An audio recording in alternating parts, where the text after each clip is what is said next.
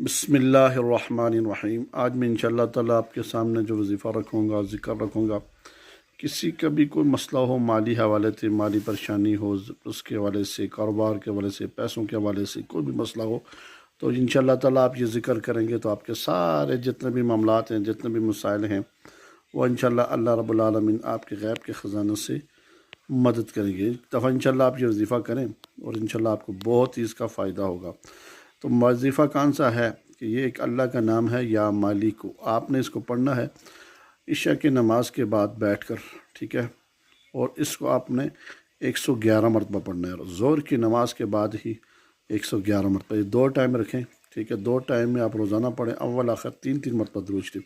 اور جتنے بھی میری ویڈیوز دیکھنے والے احباب ہیں، ان سے گزارش ہے کہ میرے